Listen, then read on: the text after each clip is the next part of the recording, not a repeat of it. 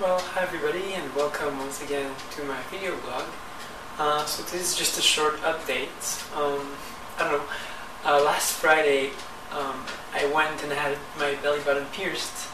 I had decided last week that this is something I wanted to do, just something impulsive, something I couldn't really do, as a teenager.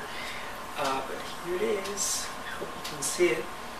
It's just like a training stud right now. It's kind of simple, but I've already bought some more fancy belly button jewelry on eBay. But I can't switch it for now. I have to let it heal for a few weeks. When I went to have it pierced, I was with Erin, and I was really afraid that it was going to be super painful, and she was holding my hand, and she saw that I was really stressed, when I was lying on the table. It was actually much less painful than I expected. The pain from the piercing only lasted, like a quarter of a second. And it was actually, in my opinion, less bad than when I had my ears pierced. So actually, very mild. And immediately after, the pain subsided. I was also afraid that when I would sit down it would be painful, but it was not. So far, very little pain. The healing seems to be going pretty well, so that's kind of cool. What's kind of annoying is that I don't think that clothes that show your belly button are very much in fashion these days. So, I don't know how much I'm going to get to show it, except, if I were a bikini at the pool or on the beach at some point. But anyways, it's cool. It's a little fantasy of mine, Like I said, it's something that teenage girls get to do, but when you're living as a guy, and you're a teenager, it's not really something that you can do without people frowning at you. So, there I did it. Apart from that, Erin and I have been looking into, surgeons to perform breast augmentation. It turns out Erin is actually very supportive of me doing this right now. She came around to understand that, it was something that I really cared about, that would make me feel more confident, better about myself.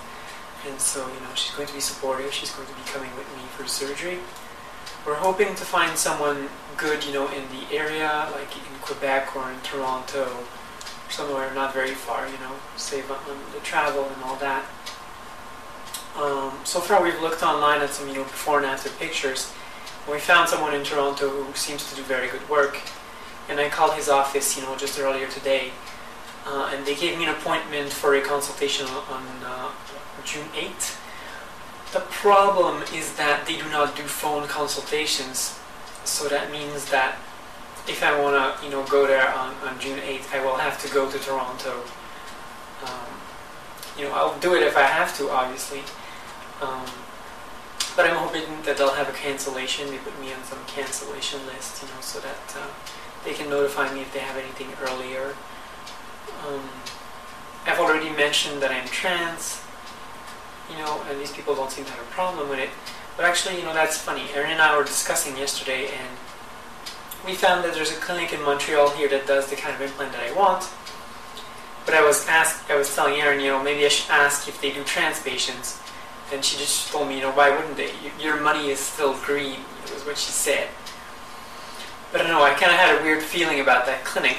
I called them, and guess what? They told me they don't do trans patients. And the excuse they gave is that the doctor has no experience with trans people, But it's just, I think it's a bullshit excuse, like, I've seen before and after breast augmentation pictures, and sometimes they operate on chicks that have less breast tissue than I have. So, if they got experience with that, they got experience with people like me, and they can do the job. But it's just, I don't know, conservative people, this clinic seems to be run by Greek people, so I guess they're very conservative. And anyways, I felt really insulted, it was kind of lame. I've also called another clinic, because it turns out that I had been in Montreal here to see Dr. Ben Simon when I was thinking about doing my facial feminization surgery.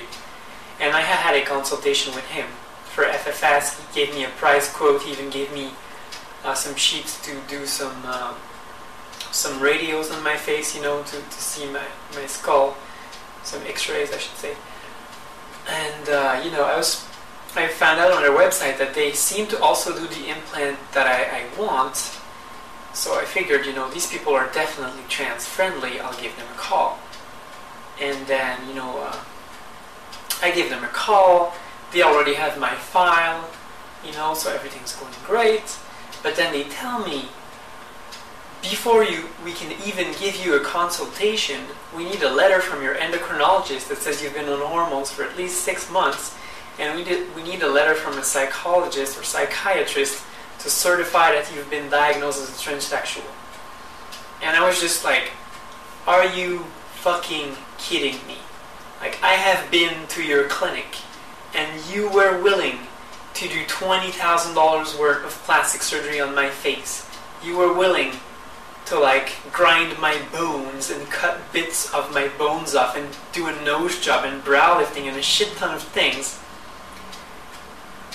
without any letters whatsoever, but you will not do breast augmentation without 2 letters, including GID diagnosis and all that, which I don't have those letters. It would take me, the endocrinologist letter, no problem. I'm going to see my endocrinologist in 1 or 2 months. I would get that letter easy. But the GID diagnosis, God knows how long that would take and how much money that would cost me. It's actually very difficult to get a good therapist here, I find. I tried calling a very good therapist here for an appointment twice, and they never returned my calls, basically. So that was really pissing me off. It's just, what the fuck? I can understand that they want someone who gets breast implants to have been on hormones for a little bit of time, because they want to make sure that your breasts are basically, mostly done growing, I guess, when they put implants in, which makes sense. But why will they not do the breast surgery without a GID letter, but they will do the facial surgery? In my mind it's ridiculous, because breast implants can be taken out, and it's not so difficult. But the facial surgery that I've had, for example, with Dr. Zukowski, that surgery is very hard to revert, it's many procedures, and it's big changes, big permanent changes. So I really can't understand that. I can't understand this crazy idea that they have in their mind that, breast surgery is somehow, I don't know what the hell they're thinking. They're thinking,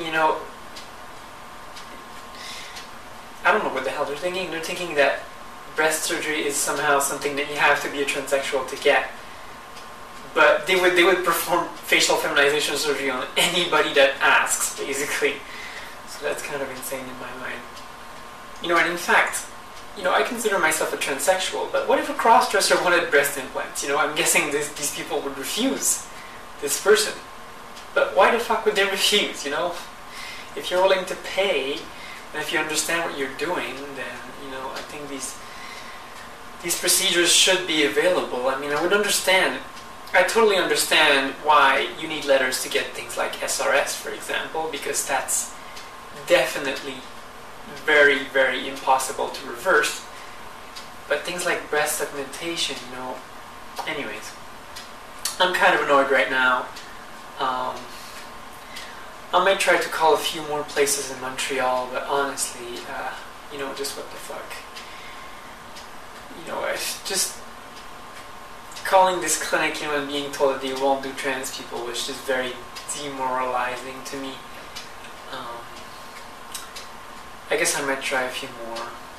But, I really wish that these clinics, because all the plastic surgeons basically have websites which detail the procedures that they will do. I wish that they would say when they're trans-friendly and things like that. And I wish that they all were trans-friendly, but obviously, I guess, we're not living in some ideal world here.